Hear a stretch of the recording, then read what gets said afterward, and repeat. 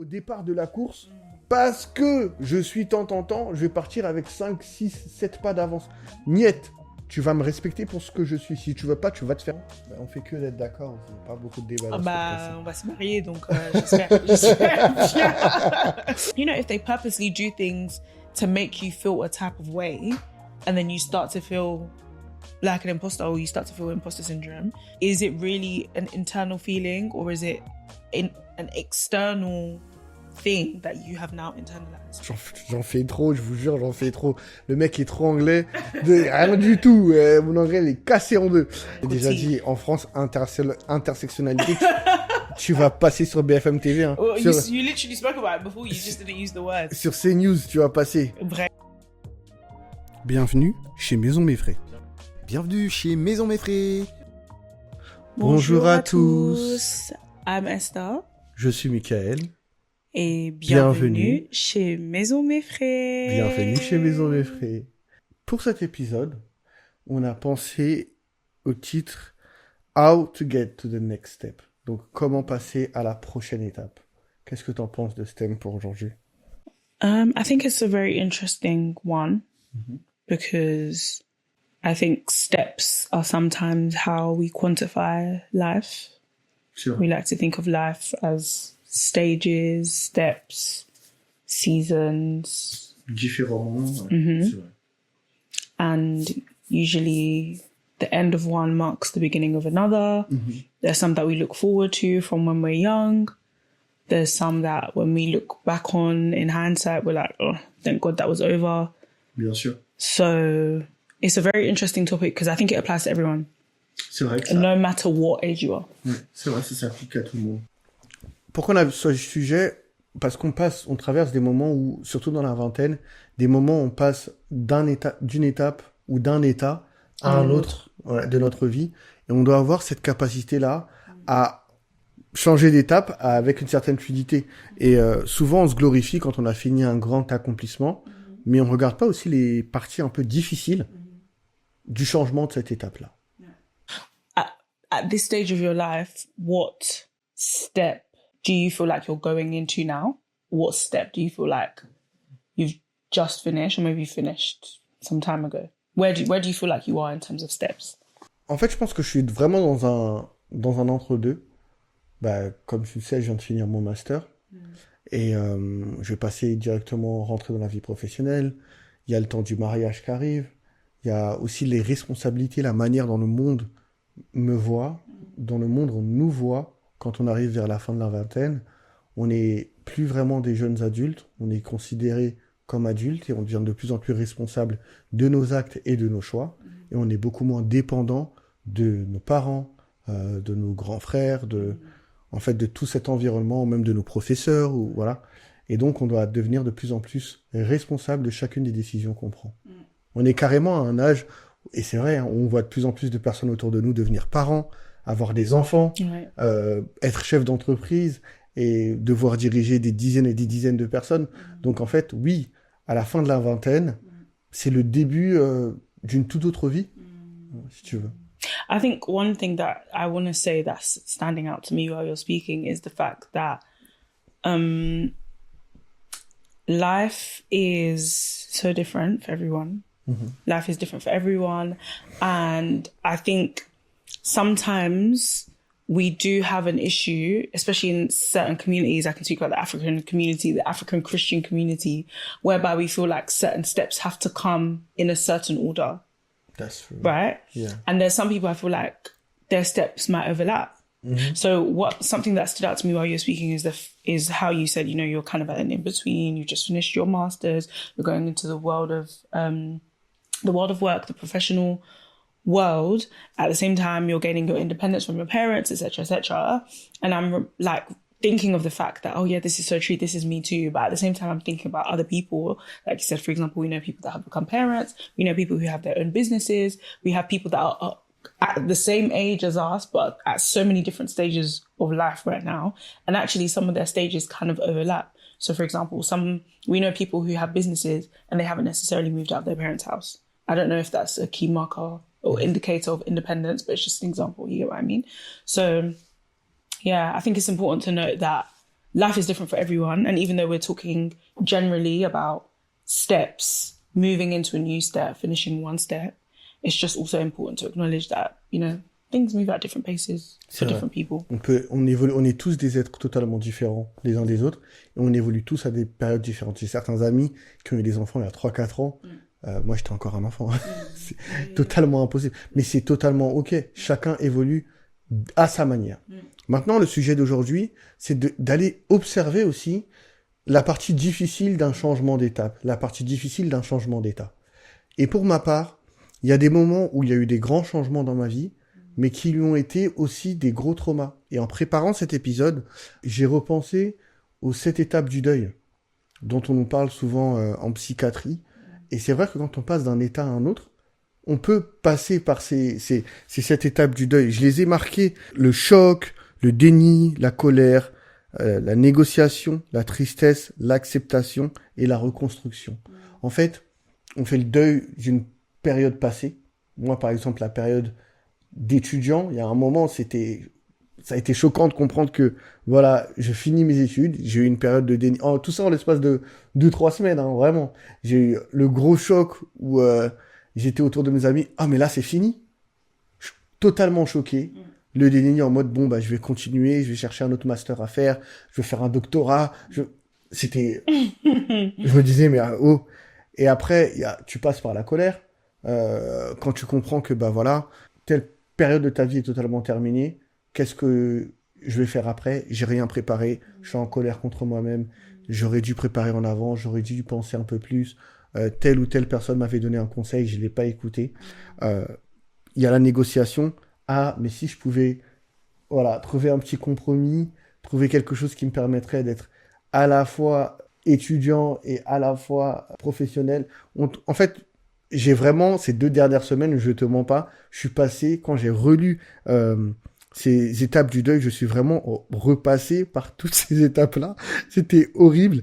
La tristesse. Et après, là, maintenant, je commence à arriver dans ce moment d'acceptation et de reconstruction, parce que cette dernière semaine a été une semaine où vraiment je me suis dit, j'accepte que j'ai fini mes études et j'aime ça. J'aime reprendre du temps pour moi, j'aime ne pas être stressé par des examens, j'aime ne pas avoir peur d'échouer. Mais maintenant, je suis extrêmement content d'avoir fini et de me tourner vers l'avenir. Voilà. Petite parenthèse pour dire que ce principe-là des 7 étapes du deuil, c'est un principe psychiatrique qui a été développé par Elisabeth Kubler-Ross. Et en fait, il décrit c'est cette étape du deuil là pour les personnes qui soit étaient proches de la mort, soit venaient de vivre une perte un peu choquante. Et donc, dans sa méthode psychiatrique, elle s'assurait de cocher toutes ces étapes-là pour s'assurer que les personnes avaient bien guéri de ce deuil-là, ou avaient bien compris à quelle période de leur vie elles étaient maintenant.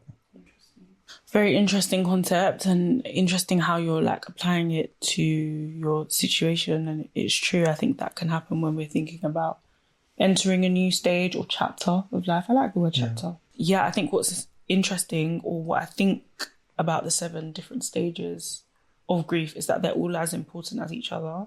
C'est vrai. And I feel like sometimes we try to rush to the end, which is what acceptance, or the happier ones, or the ones that we feel like are more good in society, or better seen in society, but all of them are just as important as each other. Shock is just as important as anger, as denial, all of those things. And I think it's important that we acknowledge all of those feelings and acknowledge that we're not a bad person and we're not a failure for feeling those feelings that are human, that are raw, that are genuine.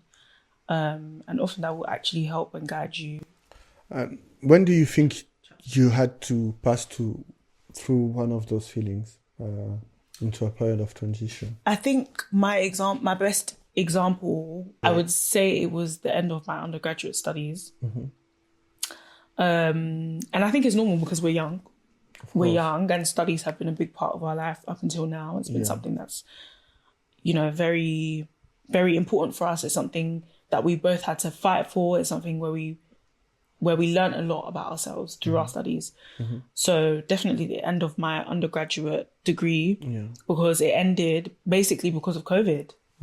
It basically ended because of COVID, and it was such an abrupt end that it was so hard to accept that I was now no longer a student and technically unemployed because I didn't have a job. Yeah.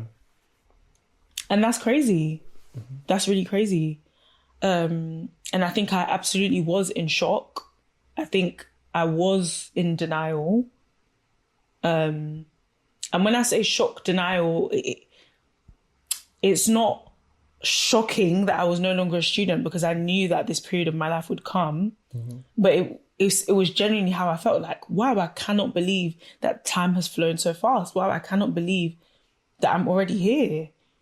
And the denial wasn't trying to deny my situation, if that makes sense. Yeah. But it was more like the way I faced myself, if that makes sense. Le premier conseil, en fait, qu'on pourrait donner par rapport à comment passer d'une étape à une autre, c'est vraiment d'accepter la situation dans laquelle on est.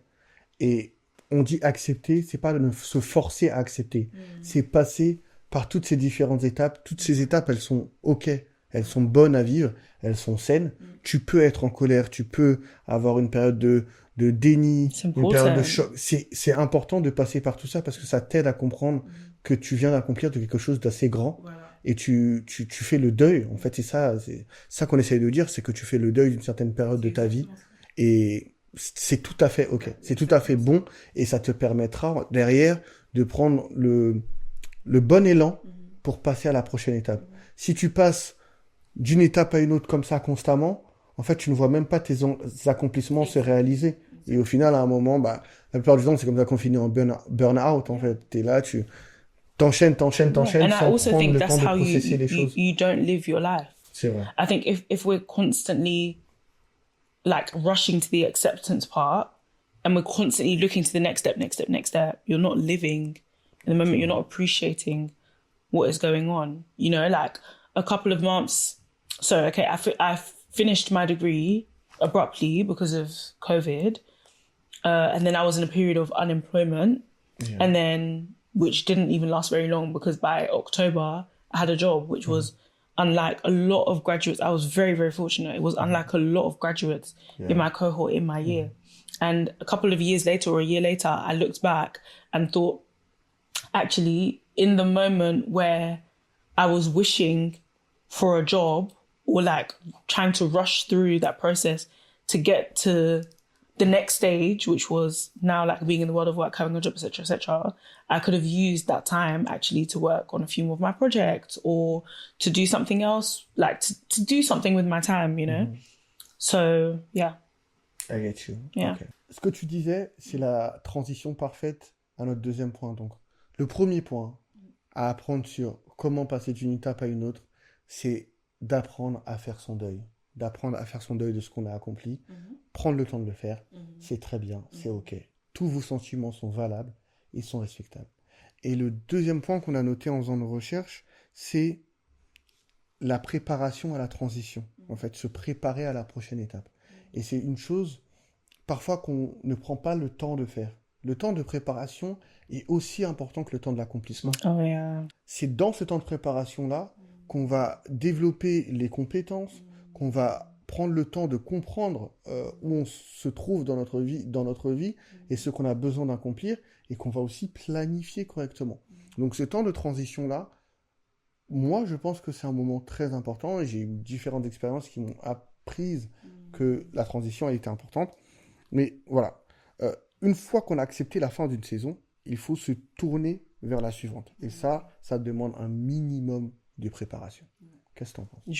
I'm so like, I couldn't agree more with that. And there's so many different situations that are coming to mind. I remember a friend of mine, when she got pregnant, it was a shock for her. She was in absolute shock. And those first couple of months, she was really mourning her old self. And when I say her old self, I mean, she got pregnant not too long after getting married.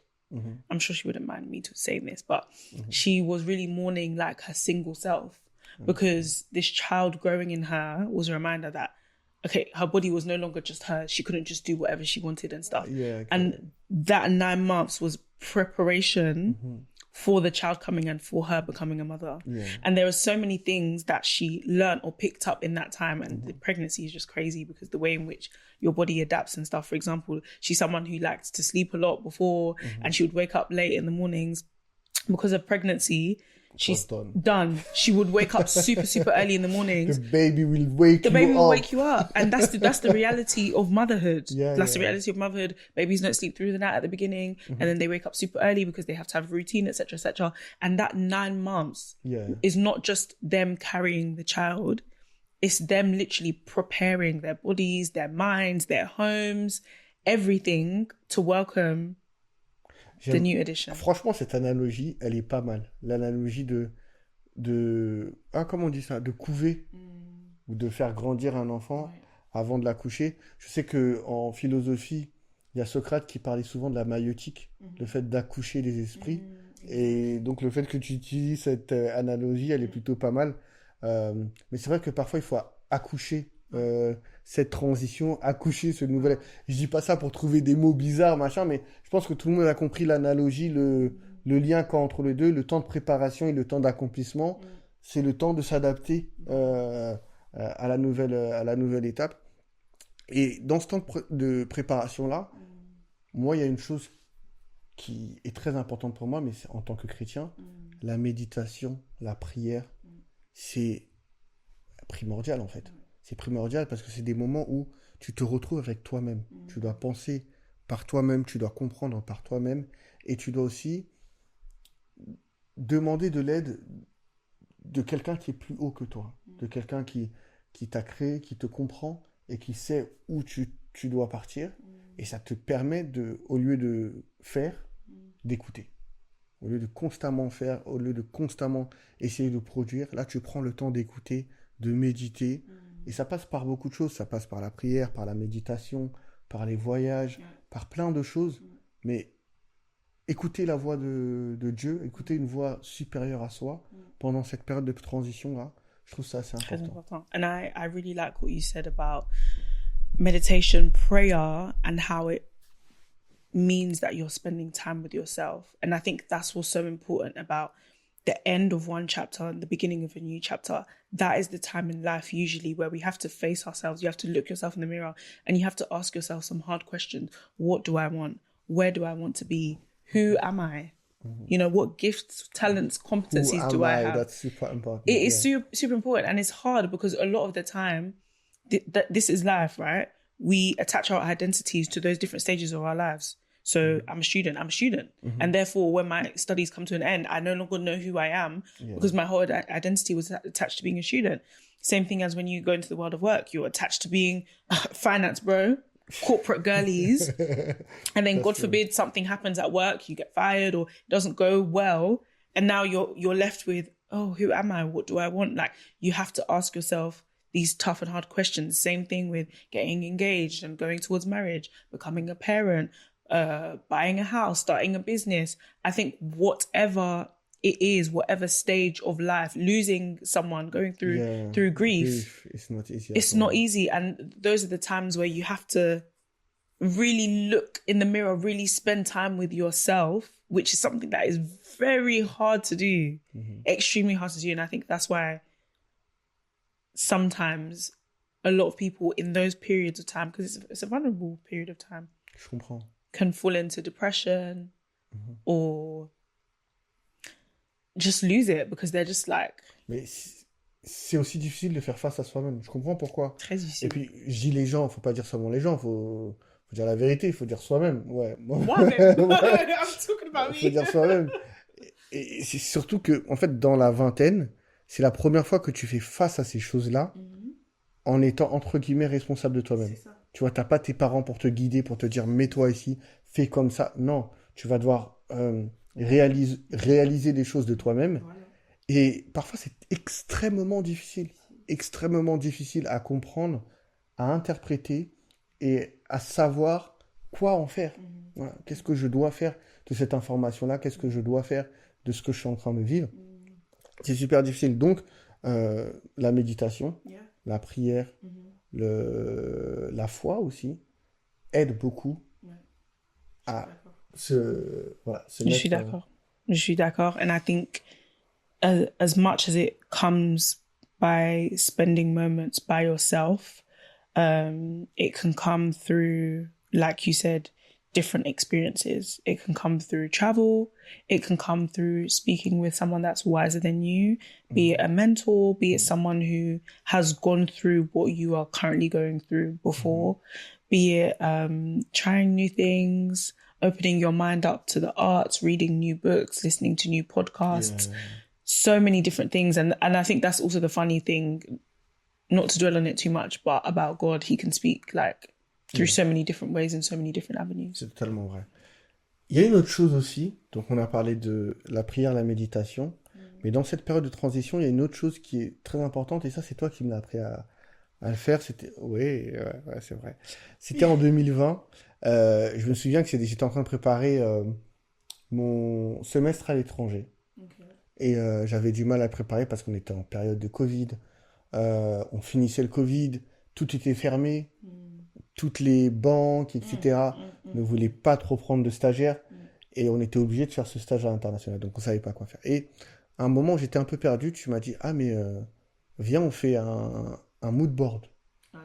Et tu m'as fait faire mon premier mood board, tu m'as fait faire mon premier agenda, Google Agenda bien organisé, avec un rythme de vie organisé, etc. Et ça m'a énormément aidé. Jusqu'aujourd'hui, l'un de mes fonds d'écran, c'est un mood board, en fait. Et ça me fait plaisir de voir qu'au fur et à mesure du temps, bah, toutes les cases du mood board commencent à être cochées. Là, regarde, si je le mets, il est là, hein. Hop. Alors, à cette époque, je n'avais rien. Là, je vois que dans le mood board, il y a un appartement un peu décoré comme le nôtre. Il y a un chapeau de diplôme. À l'époque, j'avais pas d'école. Je viens de finir mes études. Je vois qu'il y a une main avec une bague de fiançailles. Pas mal. Il y a un micro de podcast, exactement comme celui-là. Il y a marqué Maison Mefre. Voilà. Et après, il y a encore un truc que je n'ai pas encore fait et dont je ne vais pas parler. Et il y a marqué Blessed and Favored. Le fait de passer en transition d'une étape à une autre étape, cette période où on crée quelque chose à l'intérieur de soi pour pouvoir le délivrer après, elle doit venir avec de la préparation. Il faut être extrêmement préparé, pas overly prepared, but prepared. Tu dois prendre le temps de, ok, qu'est-ce que je veux? Je le mets sur un mood board, je l'écris dans un journal, je m'écris des objectifs. Je sais que par exemple, moi j'ai un frère, il a... Ah, je sais pas s'il va vouloir que je... Mais c'est pas grave, il va se reconnaître. Mais moi, ça m'a marqué. Il venait de finir enfin, de se rediriger dans ses études. Et il avait un objectif. Et tu sais ce qu'il a fait? Il a pris un chèque. Il a demandé un chèque. Il a un chéquier. Il a pris un chèque. Et il a marqué 1 million d'euros. Et il l'avait genre placardé à côté de son lit. Et il disait, il y a un jour où je pourrais déposer... Why do I know exactly which brother that is? You've never told me this story before, but I already know exactly who it is. Mais attention, je dis pas ça pour faire genre, No, I tu sais, think I les podcasts motivationnels, bien sûr. ouais, machin, moi je connais un boss, il a signé un chèque à 1 million d'euros. Non, mais parce qu'en vrai, pour nous, enfants de la diaspora, faire 1 million d'euros, mais qu'est-ce que tu me racontes? Tu vas jamais arriver à ça. Et finalement, plus les années passent, plus on se dit, c'est vrai que c'est dur, c'est extrêmement dur. N'allons pas, voilà, il y a un infime pourcentage de la population française qui est millionnaire, et je pense que c'est la même chose pour la population anglaise. Mais pour celui qui rêve assez grand, en vrai de vrai, c'est pas impossible.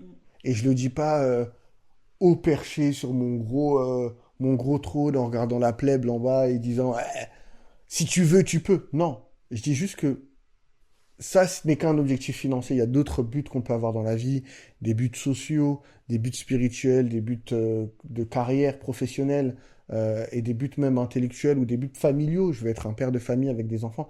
C'est tout aussi respectable. Mais je prenais cet exemple pour dire que il a utilisé quelque chose de concret, un papier, pour se dire, ben voilà, ça va être mon petit secret, mon petit objectif, et je sais qu'un jour, j'aurai de quoi déposer ce chèque en banque. Voilà, c'est joli. c'est beau, tu vas pas déposer, ça ne sert à rien de faire ça, mais au moins tu mets ça en vision. Tu mets ça en vision pour toi-même. D'autres personnes, ils vont écrire dans un livre, voilà ce que je vais réaliser. Moi, je sais que ce que je faisais, c'est que... Ah, on avait fait, c'est avec toi aussi qu'on l'avait fait. 5-year plan. 5-year plan, yeah. 5-year plan. I came across it the other day, actually. It's looking quite good. Ouais. Ouais, moi-même, le mien aussi, je regarde et je dis, oh, It's looking quite good. franchement, And this is the funniest part. Like, I say it's looking quite good, but I'm only saying that in relation to the objective that I put on my 5-year plan 5 years ago. If I was to make a 5-year plan right now, it's not looking good. It's not looking good. And I'm going to be thinking, gosh, how is this me going to get there? And that's what is so interesting about moving from one stage to the next. At one point of your life, you're just like, I just can't see how it's going to work. I cannot. How? And then you look back. et ça arrive très bien. Ça arrive très bien, parfois même mieux que ce qu'on espérait. Donc, le tout, c'est de pas trop se faire de soucis. Planifie, reste ouvert aux changements, ouvert aux opportunités, ouvert aux surprises, parce qu'au final, on est jeune, on a une vingtaine d'années, tout peut nous surprendre dans la vie. On connaît pas grand-chose, mais on est quand même en capacité de faire de belles choses.